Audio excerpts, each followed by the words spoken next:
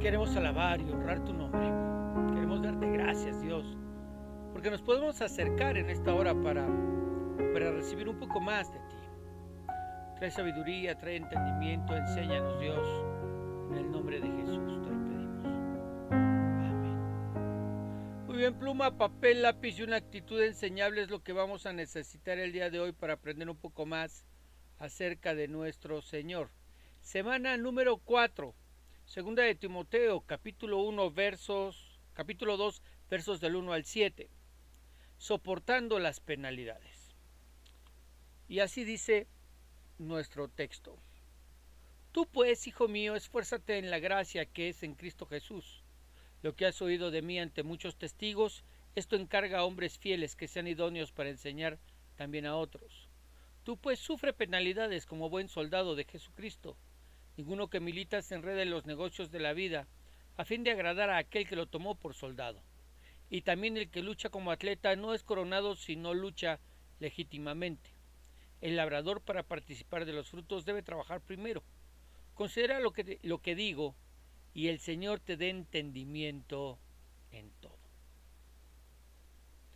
Hoy en día es poco común escuchar enseñanzas y predicaciones que le hablen al creyente sobre el hecho de que en este mundo tendrá aflicciones. Y menos común escuchar que este sea el plan o el llamado de Dios para la vida de los que le siguen. Pablo nos hablará no solo de la manera en que Dios nos llama a seguirlo, sino que en ese seguir a Dios nos encontraremos con penalidades. ¿Qué debemos hacer? ¿Cómo enfrentarlas? Eso es precisamente lo que veremos el día de hoy.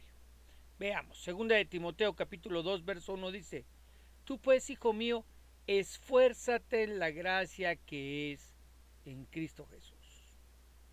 Al parecer, Timoteo no era muy diferente a como somos muchos de nosotros. Se desalentaba con mucha facilidad. Es por eso que Pablo tiene que pedirle que en lugar de desaliento, se esfuerce en alcanzar el propósito por el que fue llamado. Esfuérzate en la gracia, le dice. No en sus fuerzas y capacidad, sino en las fuerzas y en la capacidad que Dios da para que la gloria y la honra sean del Señor y no suya.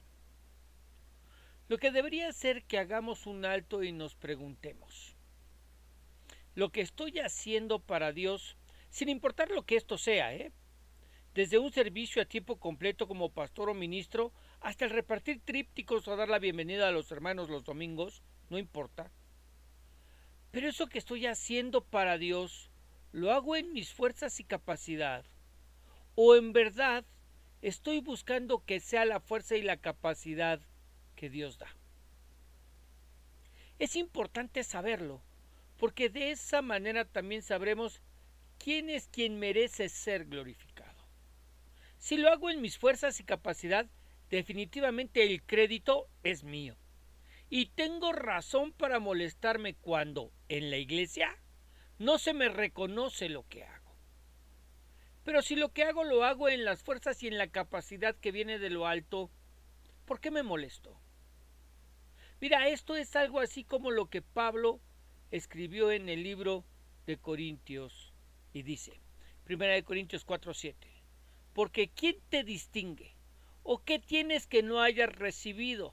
Y si lo recibiste, ¿por qué te glorías como si no lo hubieras recibido? De manera que, si queremos saber si lo que hacemos lo hacemos en nuestras fuerzas o en las que Dios da, haríamos muy bien en mirar si buscamos el reconocimiento y la aprobación de los demás.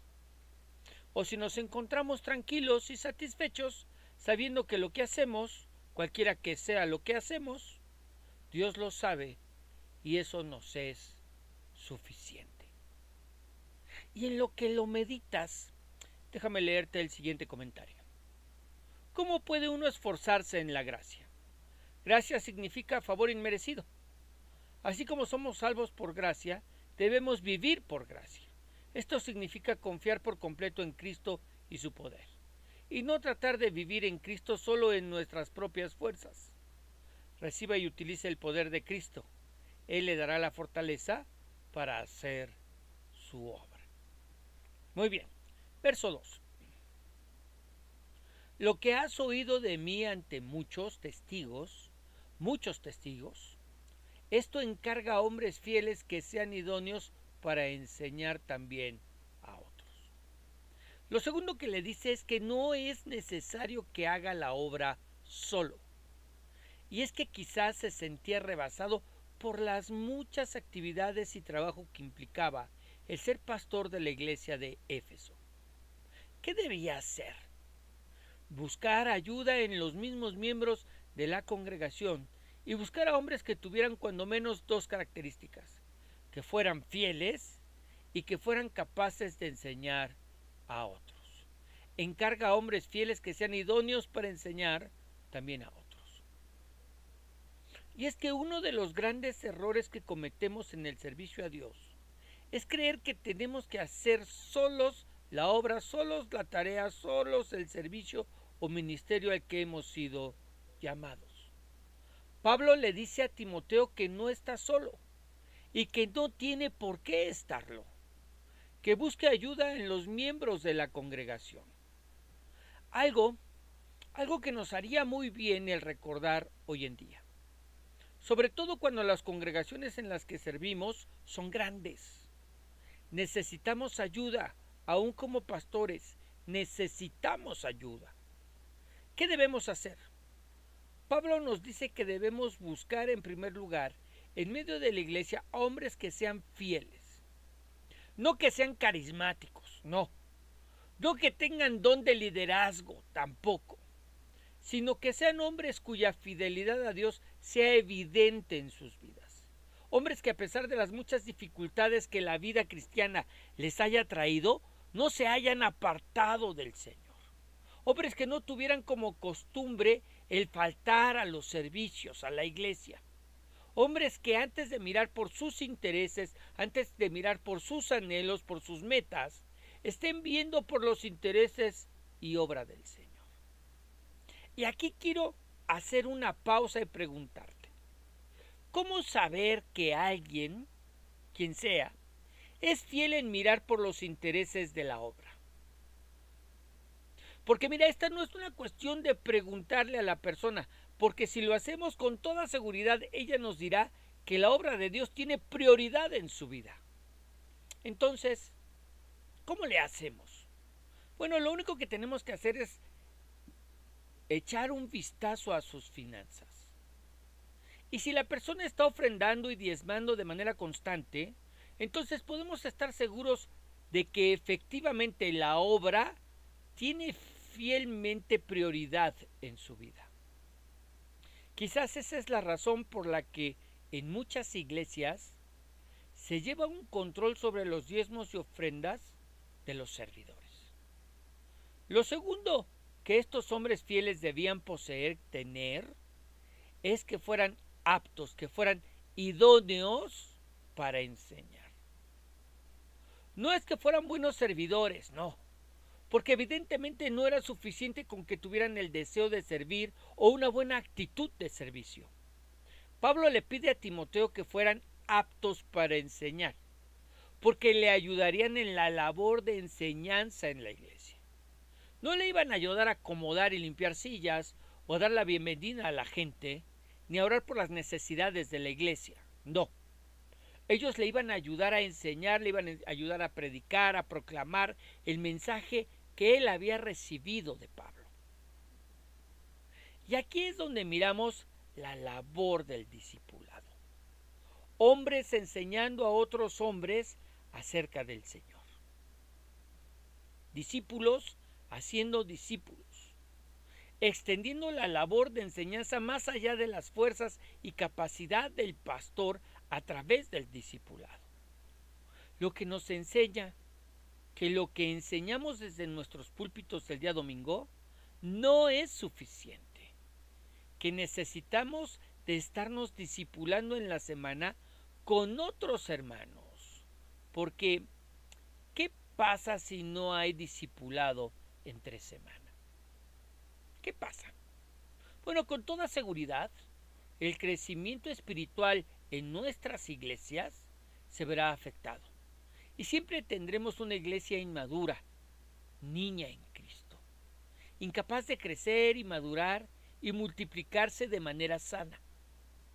Labor que, como estamos viendo, no necesariamente tiene que hacer el pastor, sino que son tareas que pueden ser delegadas en otros hermanos de la iglesia que cumplan con lo que Pablo enseña a Timoteo: ser fieles e idóneos para enseñar. Mientras meditas en esto, te leo el siguiente comentario. Si la iglesia siguiera con firmeza este consejo, se expandería geométricamente en la medida que creyentes bien enseñados enseñen y comisionen a otros, los que a su vez harán lo mismo con otros. Los discípulos necesitan ser equipados para transmitir su fe. El trabajo no estará hecho sino hasta que nuevos creyentes sean capaces de hacer discípulos de otros.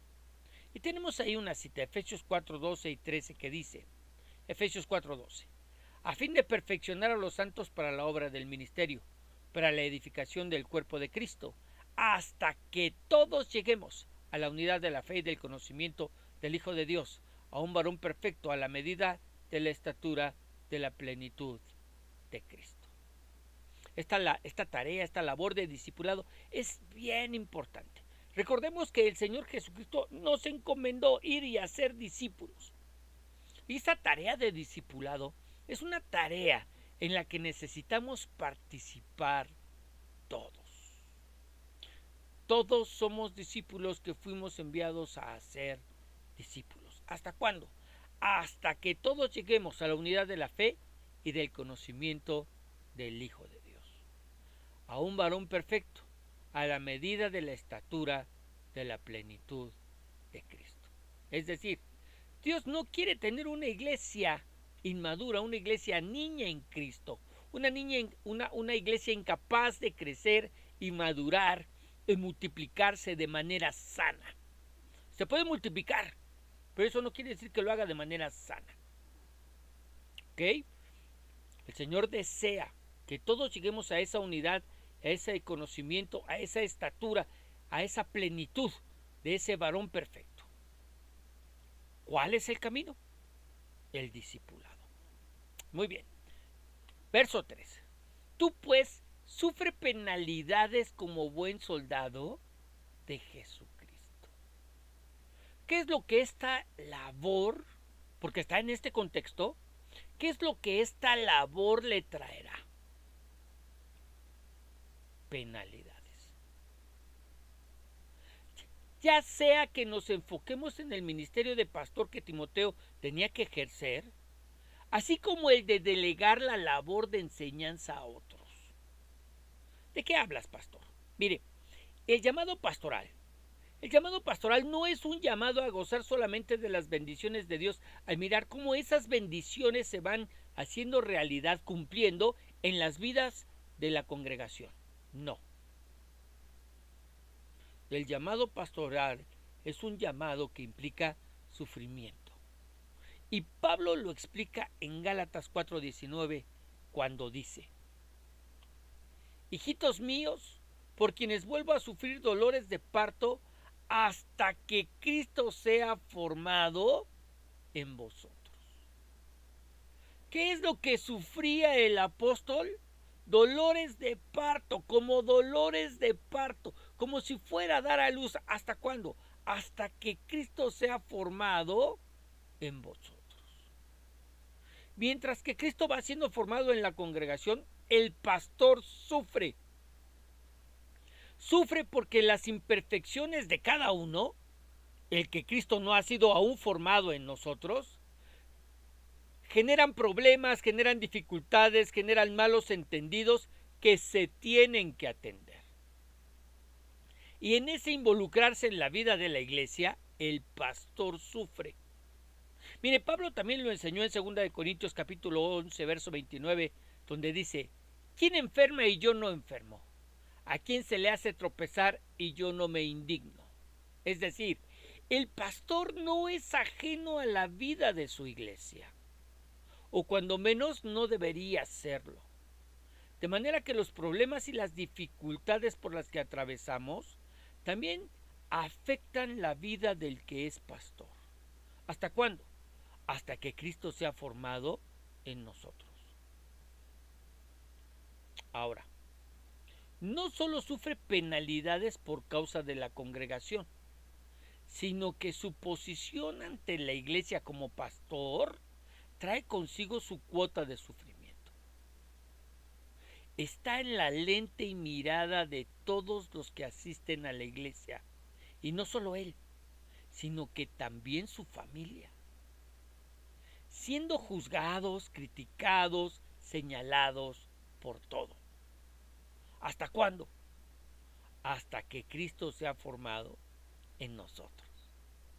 Pero además, y que no se nos olvide, que al igual que nosotros sufre las penalidades propias del que es cristiano. Sufre, como nosotros también deberíamos sufrir, al mirar la maldad, al mirar la corrupción, al mirar las injusticias, al mirar la falta de valores que se han apoderado de este mundo. Cosas que el mismo Señor Jesús nos advirtió que sucederían, pero que por el hecho de saber que van a suceder, no nos dejan de doler.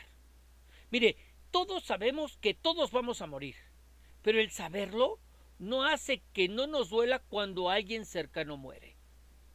Y lo mismo nos pasa a todos. Sufrimos cuando miramos cómo es que las palabras del Señor se están cumpliendo. Y esto incluye a los pastores y ministros. Y la pregunta entonces es, ¿cómo le hacemos para soportar ese sufrimiento? Verso 4. Ninguno que milita se enreda en los negocios de la vida, a fin de agradar a aquel que lo tomó por soldado. Lo primero que me dice Pablo es que me dolería menos si estuviera menos involucrado en los negocios de la vida, de la misma manera que lo hace un soldado. Recordemos que en aquella época, por ejemplo, el despojo era el pan nuestro de cada día. Si alguien deseaba quedarse con tu propiedad, te acusaba ante las autoridades de ser cristiano, fueras o no, Y no solamente te acusaba de ser cristiano, sino te acusaba de no venerar al César como Dios. Y eso era más que suficiente para recibir la pena de muerte en el circo romano. ¿Qué le pasaba a tus cosas?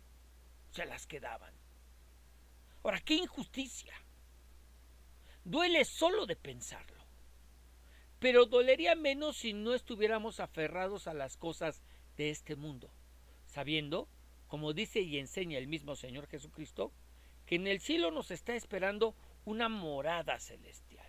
Juan 14:2 dice, en la casa de mi Padre muchas moradas hay. Si así no fuera, yo os lo hubiera dicho. Voy pues a preparar lugar para vosotros. Y si me fuere y os prepararé el lugar, vendré otra vez y os tomaré a mí mismo, para que donde yo estoy, vosotros también estéis. Y lo mismo nos sucedería con el trabajo, por ejemplo. Duele el ser despedido de manera injustificada, pero dolería menos si estuviéramos menos aferrados a él. Entenderíamos que el trabajo es un medio que Dios ha provisto para sustentar nuestras necesidades y que, así como se fue, ya vendrá otro. Y lo mismo sucedería con el auto y todas las demás cosas que no pertenecen a la piedad, sino que son de este mundo. Si estuviéramos menos aferrados al mundo, dolerían menos. Y de eso nos habla Pablo. Pero además nos pide que no olvidemos que si dejamos de aferrarnos a las cosas de este mundo, es porque a quien nos estamos aferrando es a Dios. Es un llamado no solamente a no enredarnos, a no aferrarnos a los negocios de esta vida, a los negocios de este mundo, sino que es un llamado a aferrarnos a Dios, a aquel que nos tomó por soldados, a aquel quien pagó por nuestras vidas con su propia sangre, quien nos está preparando un mejor lugar para vivir. pero sobre todo para hacerlo en su presencia por siempre y para siempre. Verso 5. Y también el que lucha como atleta no es coronado si no lucha legítimamente. Lo segundo que nos dice Pablo es que no solo veamos la vida como soldados, que no se enredan en las cosas de este mundo, sino también como atletas. Atletas que con tal de ganar se preparan de manera constante y disciplinada y están dispuestos a seguir, están dispuestos a obedecer, a acatar las reglas. Jamás veremos a un verdadero atleta, a veces entrenando y a veces no. Sobre todo cuando se acercan las competencias.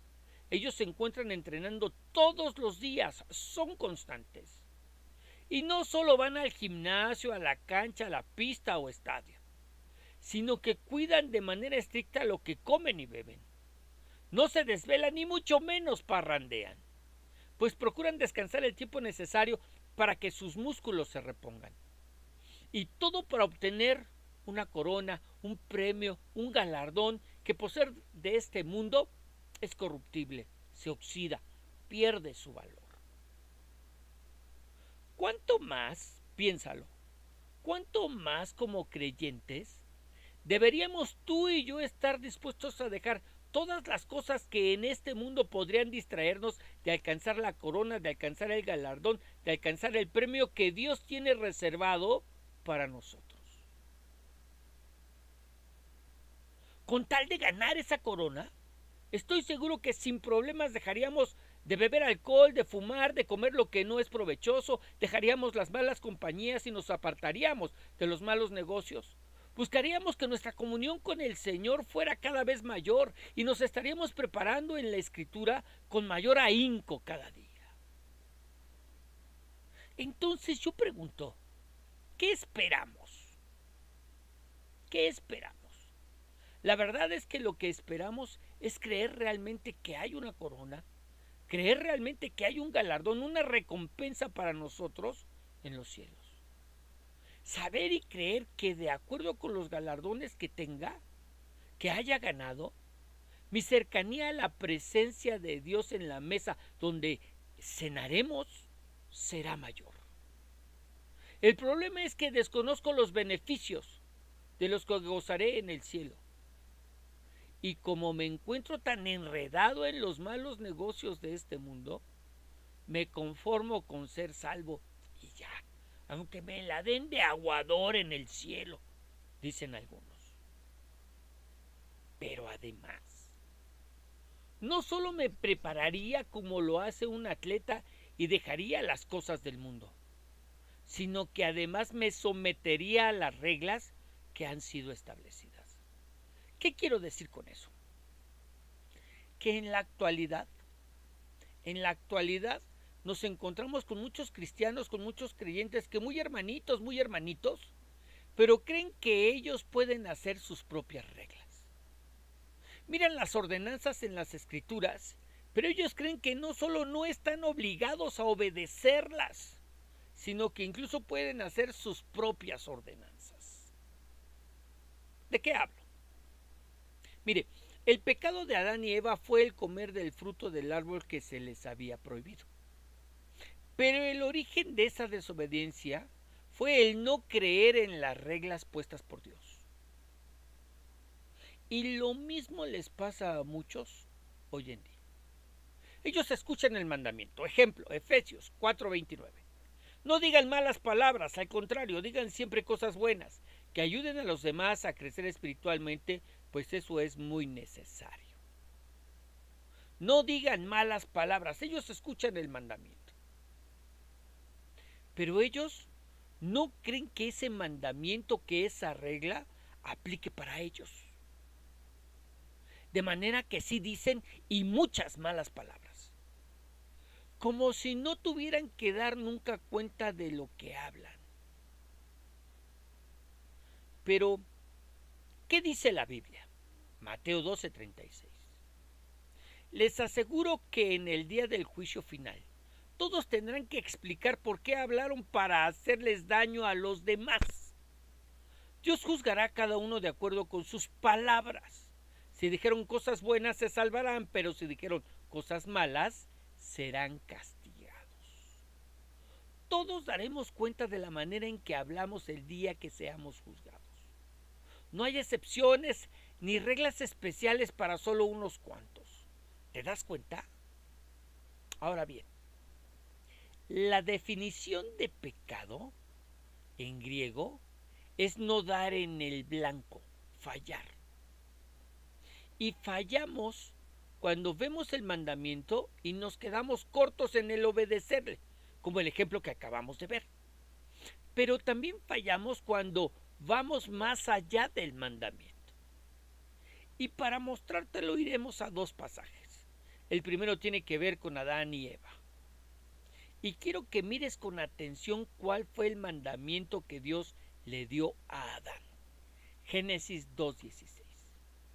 Y mandó Jehová Dios al hombre diciendo, al hombre, no al hombre y la mujer, solamente estaba Adán. Y dice, y mandó Jehová Dios al hombre, Adán, diciendo, de todo árbol del huerto podrás comer, mas del árbol de la ciencia del bien y del mal no comerás, porque el día que de él comieres, ciertamente morirás. ¿Cuál fue el mandamiento? Único mandamiento que tengo que decir que solamente existía. Ahora, ¿cuál fue el mandamiento?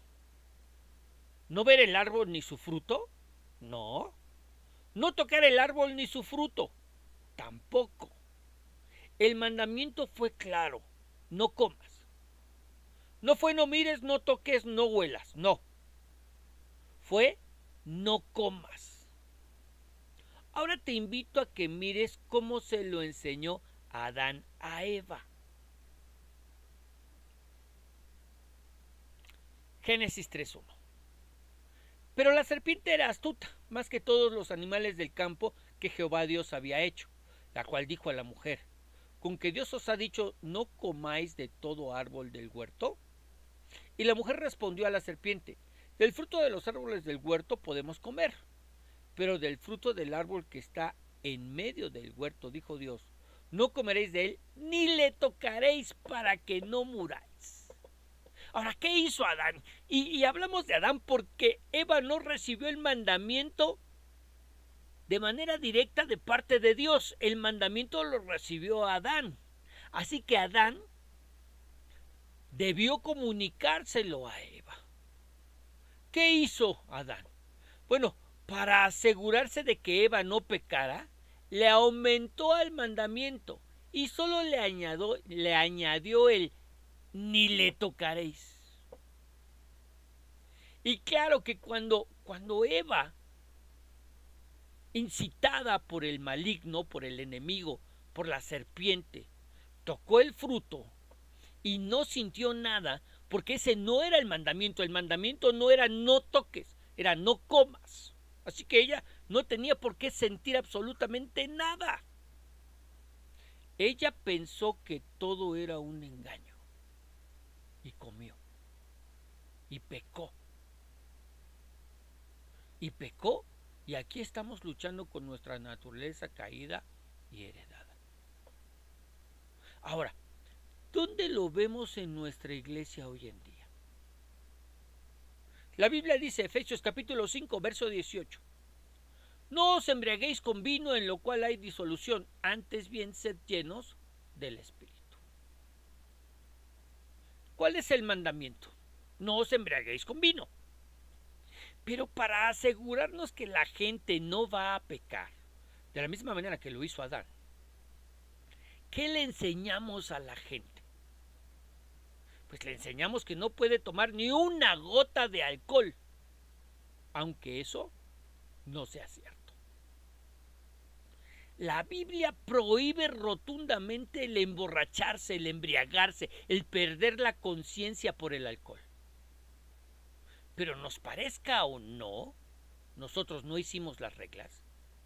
No prohíbe el tomar alcohol sin emborracharse. Entonces, ¿Qué pasa si ignoro el mandamiento y hablo con malas palabras? Peco. ¿Qué pasa si enseño a la gente que tomar vino es pecado? Peco. ¿Qué debo hacer?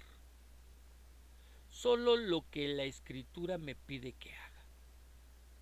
Someterme a las reglas de Dios y ya. Verso 6. El labrador, para participar de los frutos, debe trabajar primero.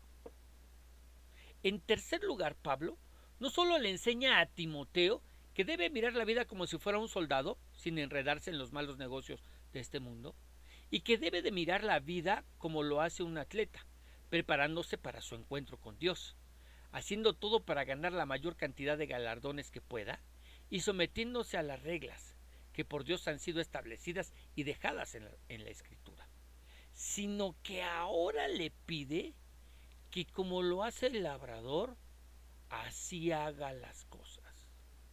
¿Cómo? Trabajando. Trabajando primero por ellas para poder ver en su tiempo el fruto de ese trabajo. Trabajando sin desanimarnos.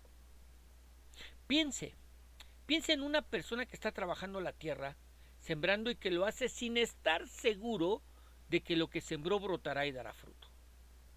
¿Qué pasa con ella? ¿Lo hará mal? No solo porque su actitud no es buena, sino porque en el fondo cree que todo ese trabajo está siendo en vano, y eso hará que no lo haga de manera correcta y que no cuide y riegue lo que sembró. Además de que se desanimará muy rápido. Pues lo mismo puede y pasa en nuestra vida cristiana.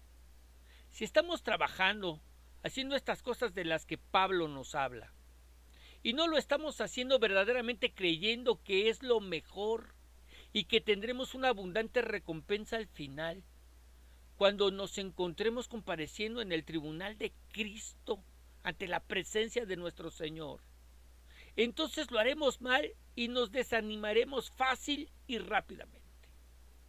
¿Qué debemos hacer? Pues trabajar primero.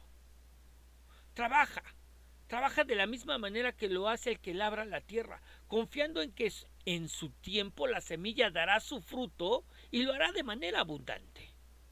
Y así nosotros trabajemos en la obra del Señor y en nuestras propias vidas, sabiendo que solo es cuestión de tiempo, para que cosechemos de sus frutos. Verso 7. Considera lo que digo, y el Señor te dé entendimiento en todo.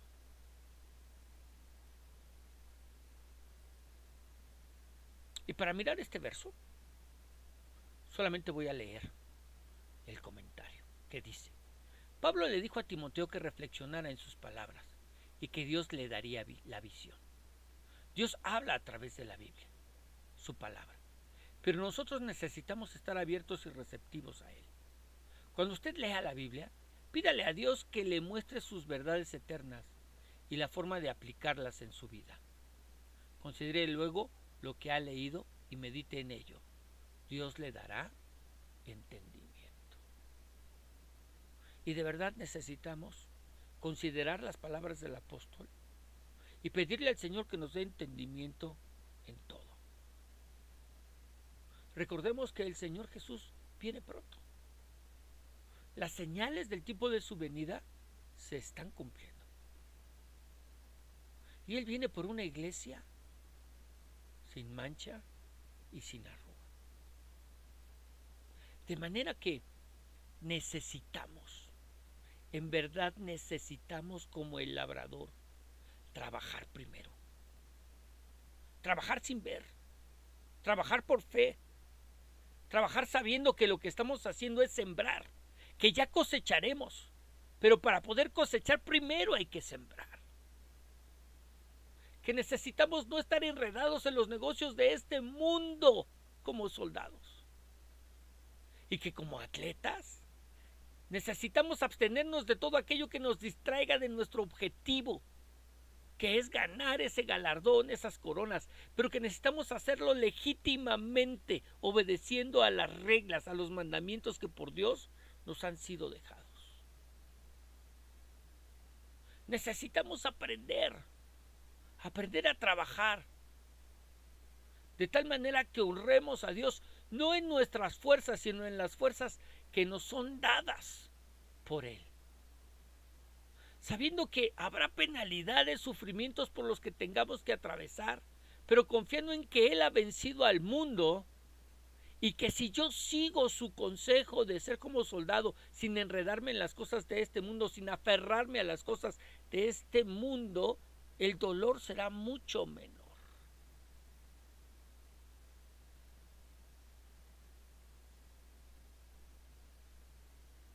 Necesitamos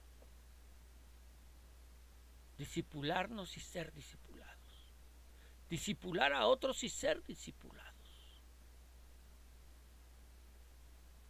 esforzándonos en la común gracia que tenemos ahí en tu lugar. Señor, queremos alabar y queremos bendecir tu nombre. Queremos honrarte y queremos darte gracias, Dios, porque solo tú haces posible que todas estas cosas que nosotros hemos podido estudiar el día de hoy se hagan una realidad en nuestras vidas.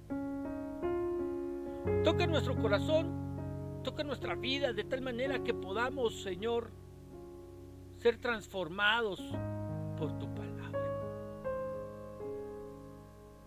En el nombre de Jesús.